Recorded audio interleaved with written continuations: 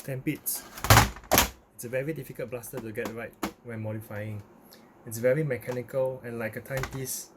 If any of those little gears or linkages get slightly misaligned, the system fails.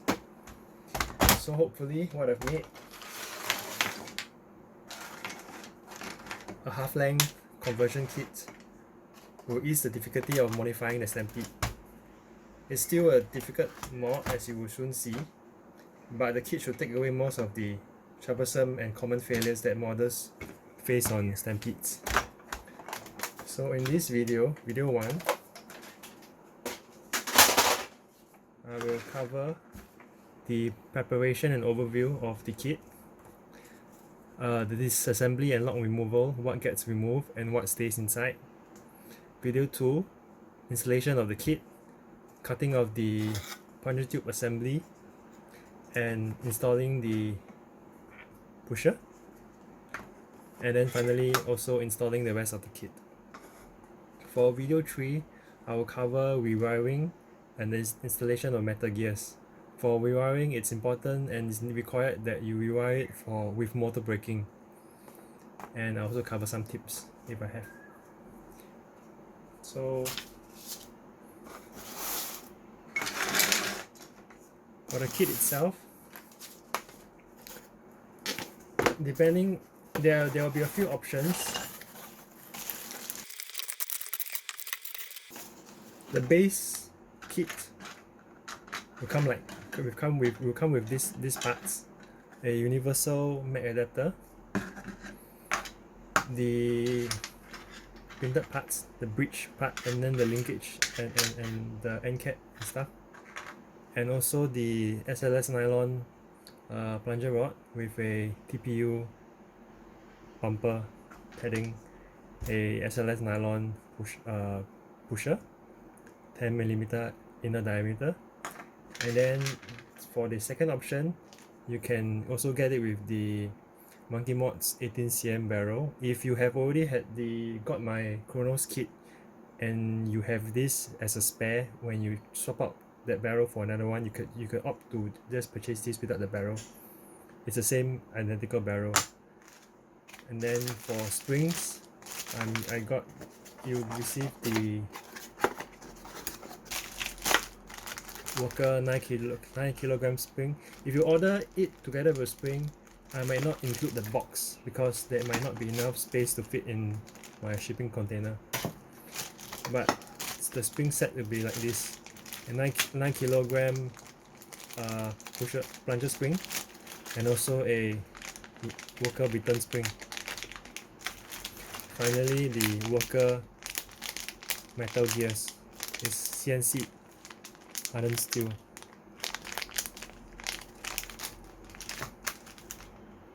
So for the kit itself, there will be 6 pieces. 1, 2, 3, 4, 5, 6. 6 pieces. If ordered with the barrel, it will be installed with the front bridge to save space on shipping. Now I'll just shift all this aside and start with the lock removals and disassembly.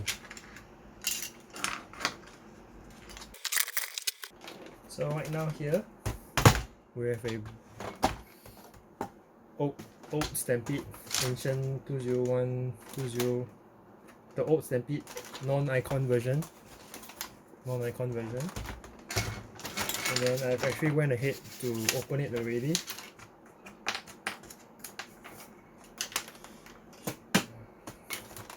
First, when you get your Stampede, you want to open the back battery tray, and with a pen knife, slit this in half, this sticker. Remove all the screws. I only have one screw left right here, which I'll remove. And then you pop it open. You will see a pair of wires that connect from this half to this half to this switch. Should go ahead and cut it. You could leave it there if you're able to, but I recommend cutting it.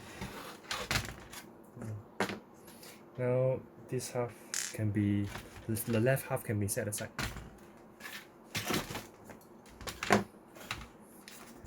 It's still untouched. I'll remove this gem door cover, and I'll start to remove the non-required items. I'll start with let's start with the plunger assembly. There's quite a bit of locks, electrical locks and locks to remove.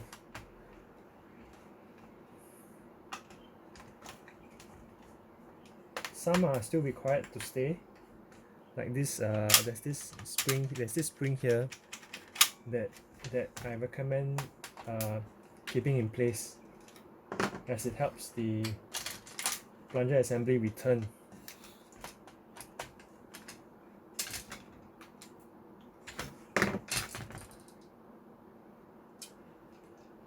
When you're installing this back, this screw is the shortest. The rest are the same size.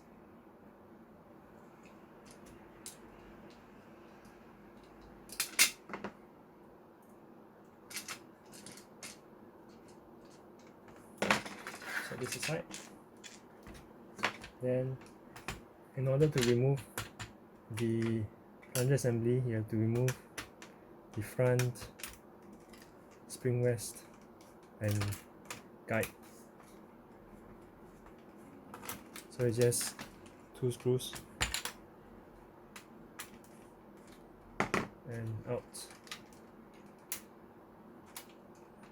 Then in order to remove this, you have to push the catch and pull it up, and you have your assembly.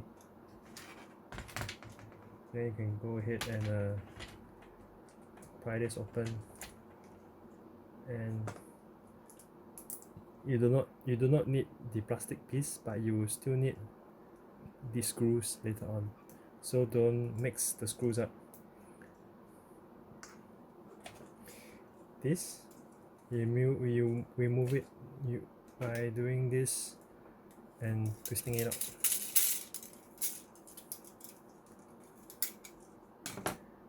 You could still use this spring, but followed by removing this linkage. The new one is provided. The kit comes in black. I printed this in white so you can see it better on the video. First, you remove these two screws.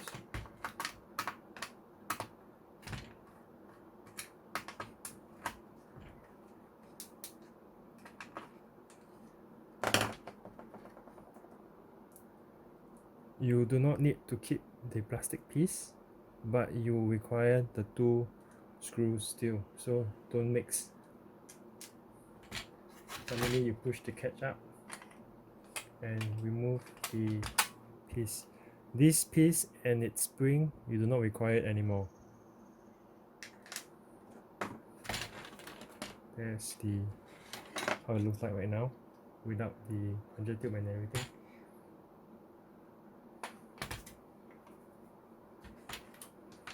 Now I'll start with removing the front duct gate. You do not need this anymore.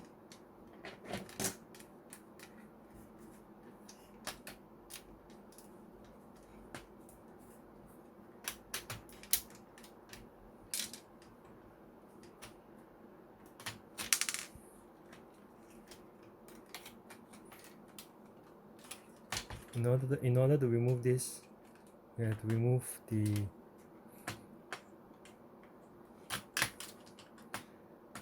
piece that's below. You do not need this anymore.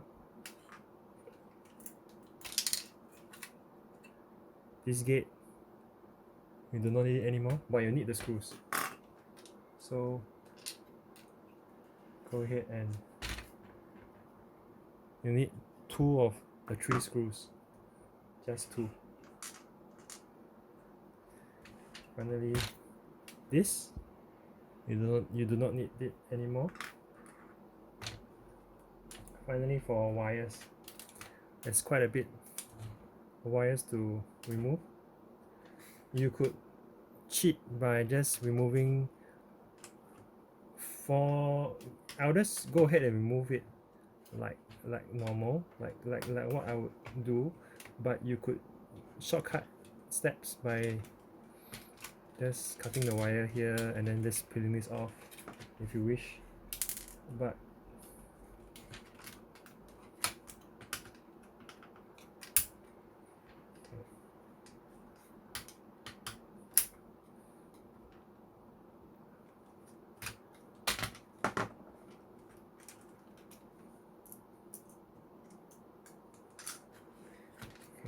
this is the piece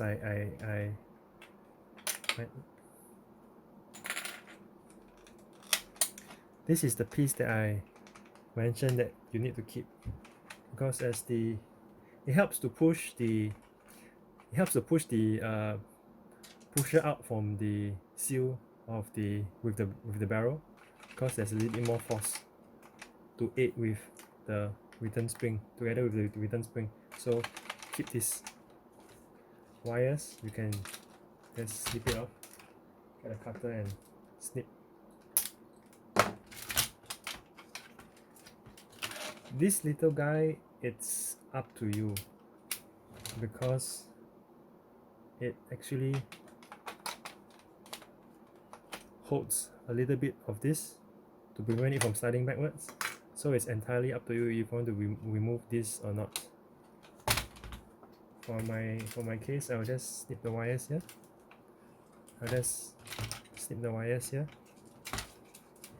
and let's leave that one. Leave that electrical lock there.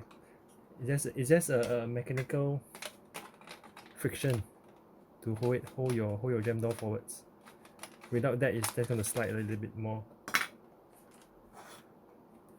Finally, this wire and this lock is removed, and then I'll cover this back first.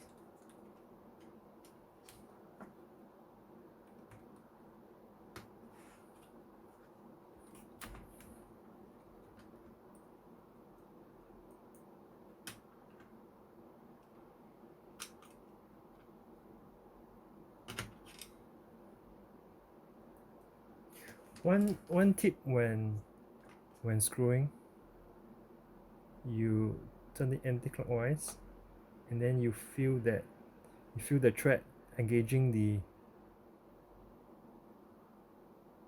thread of the other side. Then you can just go in. This is to prevent cross threading. So your thread goes into the thread that was already previously made, without cutting another thread. Finally, we move on to this section and go ahead and snip the wires of the model, but I would snip it somewhere here first so I can desolder it a little easier. Same with here. Let's snip it like that. And then I'll remove this linkage. This linkage you need to remove because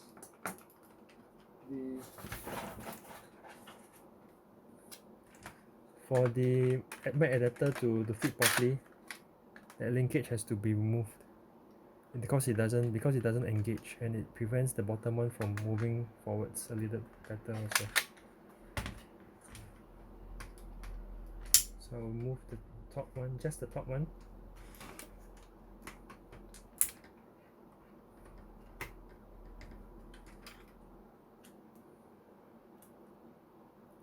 This piece with its 2 screws out.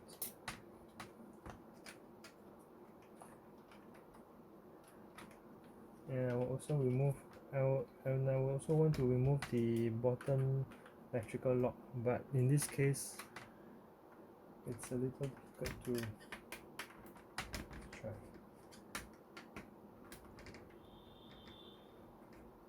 I just remove everything.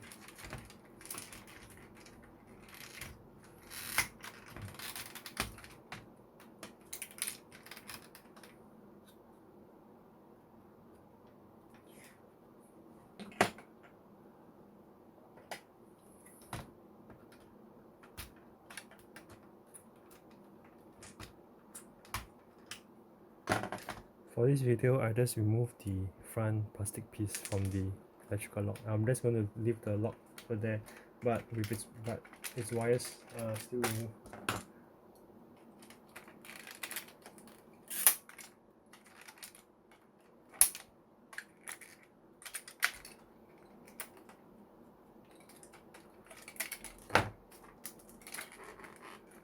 Because I need to take out a lot of screws to get to the electrical lock, so I'll just leave it for now, and then I'll whip out the other wires.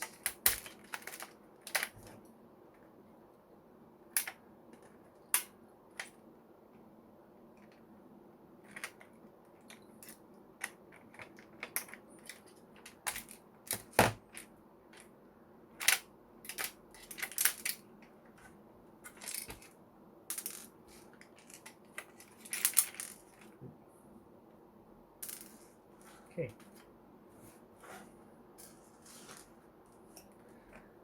For this switch, if you're running it on 3-cell LiPo, this nib has to be cut away, because if this is not there, it would constantly engage. It will keep firing infinitely and without stopping. So this, because the gears spin too fast, and then before it is able to reset, it's already like reaching the switch never resets because of this. So if you're running on 3S, 2S you might still be able to get away with it because the gear is not moving as quickly, but for 3S, you need to cut it straight out, like no more. I'm going to cut mine because I'm already used to using it without this. Cut. Clean shave.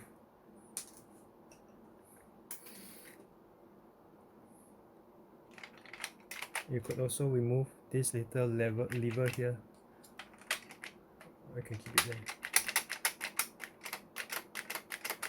there. I would suggest removing this because sometimes when the thing goes in and doesn't catch properly, okay, this thing might limit your travel.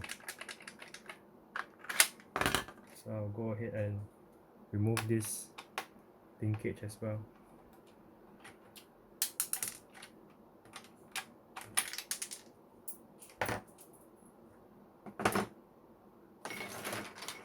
So for this video, this lock stays. You could keep this because it still links with the cover, but it makes no difference. You could remove the transparent panel so you get a little bit, it looks slightly better for in depending on your taste. And yep, that's about it. Lock removal and what stays and what doesn't. So we'll move on to the second video right now.